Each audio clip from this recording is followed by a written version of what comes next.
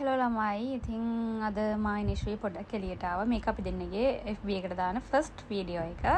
ඉතින් අපි දෙන්න අද පොඩ්ඩක් එළියට ආවා. අපි අද රැට ඉුවේ නැහැ. ඉතින් අපි පොඩ්ඩක් එළියෙන් මොන හරි කමු කියලා හිතාගෙන ඉතින් අපි මෝල් එක පැත්තට ආවා. ලුලු මෝල් එක පැත්තට. ඉතින් අපි මේ කඩපේලියෙන් බලාගෙන ගියා ළමයි. ඉතින් අපිට කන්න පුළුවන් මොනවද කියලා. ඒ කියන්නේ සාමාන්‍යයෙන් අපිට ලොකුවට කන්න උමනාවක් තිබුණේ නැහැ අද. මොකද මේ චූටි දෙයක් මොකක් හරි බර්ගර් එකක් හරි මොන හරි චූටි දෙයක් කන්න තමයි උවමනාවක් තිබුණේ. ඉතින් අපි KFC එක පැත්තට ආවා. KFC එකට ඇවිල්ලා ඉතින් අපි බැලුවා අපිට මොනවද කන්න තියෙන්නේ කියලා. ඉතින් අපි මෙතන ඒ කියන්නේ එක්කෙනෙක්ට කන්න පුළුවන් පෝෂන් එකක් තිබුණා ළමයි. ඒකට ඉරන් 15ක් එනවා. ඒකට අයත් වෙනවා බර්ගර් එකයි පෙප්සි එකයි චිප්ස් ටිකකුයි. ඉතින් අපි ඒ වෙලාවේ කල්පනා කරා අපිට ඊට වඩා දෙයක් කන්න පුළුවන් වෙයි කියලා චිල් අවුට් එකට ගියෝ. ඉතින් අපි චිල් අවුට් එක පැත්තට තමයි දැන් මේ යන්න හදන්නේ. ඉතින් අපි ආයෙත් වාහනේට ආවා. ඉතින් වාහනේට නැගලා අපි දැන් කෙලින්ම යන්නේ චිල් අවුට් එකට. ඉතින් බලමු මේ චිල් අවුට් එක කියන්නේ මොකද්ද කියලා. ඉතින් ළමයි චිල් අවුට් එක කියන්නේ ඔය ඈතින් පේන එක. ඉතින් මේකේ අපි එකපාරකුත් ගිහින් කෑවා. එක මට මතක නැහැ මොනවද කෑවේ කියලා නම්. ඉතින් අපි ගිහිල්ලා බලමු මේකේ මෙනු එක මොනවද තියෙන්නේ මොනවද අපිට කන්න පුළුවන් කියලා. ඉතින් අපි මෙතන ඇත්තටම හිතාගෙන ආවේ මේකේ බර්ගර්, සබ්මැරින් ඒව මොනවා හරි ඇති කියලා. ඇත්තම කිව්වොත් එහෙම එකක් නැහැ. ඉතින් ඔයාලට පේනවා මම පොත හරවන විදියට ඇත්තටම එහෙම දේවල් නැහැ තිබුණේ.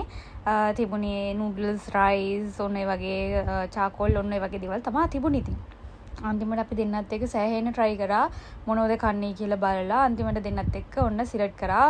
චාකෝල් එකක චාකෝල් එක කියන්නේ ළමයි green chili chicken චාකෝල් එහෙම එකක් තමයි. ඉතින් අපි ඒකත් එක්ක කන්න පරාට දෙකකුත් ඕඩර් කරා. ඊට පස්සේ අපි සුප් එකකුත් ඕඩර් කරා. ඉතින් මේ තියෙන්නේ අපේ සුප් එක. ඉතින් අපි එකයි ළමයි සුප් ඕඩර් කරේ. මොකද ගොඩක් බොන්න බැරි නිසා. මොකද මේක ගොඩක් හම්බෙනවා. ඉතින් සුප් එක රියැක්ෂන් එක බලමු අපේ නෙස්ගේ කොහොමද කියලා.